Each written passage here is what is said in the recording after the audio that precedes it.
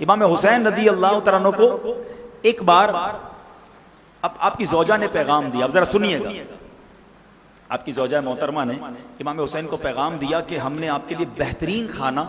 اور خوشبو تیار کی ہے، تو آپ ایسا کریں کہ اپنے جیسے لائق آپ کے سٹیٹس کے برابر آپ کے لائق جو لوگ ہوں نا ان کو لے کر گھر آ جائیں، تو ہم کھانا بھی کھلائیں گے، ان کو خوشبو بھی پیش کریں گے۔ امام حسین نے کیا کیا، مسجد میں گئے، جتنے غریب لوگ تھے سب کو کہا چلو میرے گھر پہ دعوت ہے۔ اچھا اتنے لوگ لے آئے کہ پڑوس کی خاتون نے آپ کی زوجہ محترمہ سے فرمایا کہ کہا کہ آپ کے گھر میں تو غریبوں کا تانتا بن گیا، اتنے لوگ آ گئے۔ اب جب امام حسین گھر گئے نا تو اپنی زوجہ سے پتہ کیا کہتے ہیں، میں تم کو اللہ کی قسم دیتا ہوں، میں تمہیں اپنے حق کی قسم دیتا ہوں، تم کھانا اور خوشبو بچا کر نہیں رکھو گی، غریبوں کو دیکھ کر اچھا والا کھانا اچھی خوشبو سائیڈ پہ نہیں کرنی ہے، میں تمہیں اپنے حق کی قسم دیتا ہوں۔ اللہ اکبر، آپ کی زوجہ محترمہ نے ایسا ہی کیا، سارا کھانا اور خوشبو حاضر کر دی، امام حسین نے غریبوں کو کھانا بھی کھلایا اور خوشبو بھی پیش کی، انہیں کپڑے بھی عطا فرمائے، کپڑوں پر خوشبو بھی لگائی۔ اللہ اکبر، یہ گھرانہ میرے حضور کا ہے، یہ تربیت میرے حضور کی ہے۔ آقا یہ تربیت فرماتے کہ غریبوں مسکینوں کے ساتھ برتاؤ کیسا۔ آج ہمارا حال یہی ہے، ہم تحفہ بھی دیتے تو اپنے جاننے والے کو، گھر پہ بھی جاتے تو اپنے جاننے والے کے، کوشش یہ ہوتی ہے کوئی امیر اپنے گھر بلا لے تو بڑا مزہ آئے گا، تو غریب بلائے تو ٹائم ہی نہیں ہے، میں تو بڑا مصروف آدمی ہوں پتہ نہیں ہے، ہمارا کوئی ملازم ہمیں بلا لے، کوئی غریب رشتہ دار بلا لے، اس کے لیے ٹائم نہیں، امیروں کے لیے ٹائم ہے۔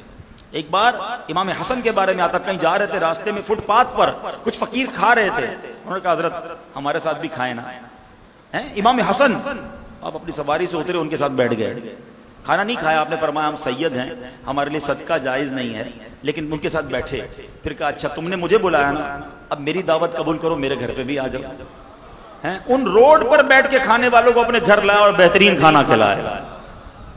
یہ ہے کام جو کرنے والا ہے، جو سیکھنے والا ہے۔ ہم کیا یار یہ غریب میرے برابر میں کیوں بیٹھ گیا، آپ ادھر نہیں بیٹھیں گے آپ ادھر بیٹھیں گے، ہماری تو دعوتوں میں بھی انداز اور ہوتے ہیں، ہمارے ساتھ کوئی غریب نہیں بیٹھ سکتا۔ تکبر پھر کس شے کا نام ہے؟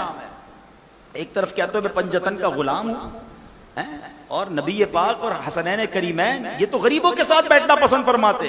عاجزی اور انکساری فرماتے، اور ہمیں تو اچھا نہیں لگتا جس کے کپڑے اچھے نہ ہوں، جو غریب سے نظر آتا ہو، نہ کرو ایسا، ہمیں نہیں پتا اس کا مقام کیا ہے۔ ایک اور بات، آخری بات سن لو، اللہ پاک نے اپنے اولیاء کو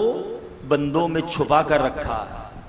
ہمیں نہیں پتا کہ جو بالکل پرانے سے کپڑے پہنا ہوا غریب سا شخص ہمیں نظر آ رہا ہے، اس کا بارگاہ الہی میں کیا مقام ہے۔ احادیث میں مضمون ملتا ہے کہ کچھ لوگ ایسے ہوتے ہیں کہ جن کو کوئی اپنی محفل میں نہیں بلاتا، نہ آئے تو کوئی نوٹس نہیں کرتا، قریب بیٹھانا پسند نہیں کرتا، پراگندہ بال ہوتے ہیں، مگر اللہ کی بارگاہ میں ان کا مقام یہ ہوتا ہے کہ اگر کبھی کسی بات کی قسم اٹھا لے تو رب وہ قسم پوری فرما دیتا ہے۔ تو ہمیں سب کا ادب کرنا ہے، پیار دینا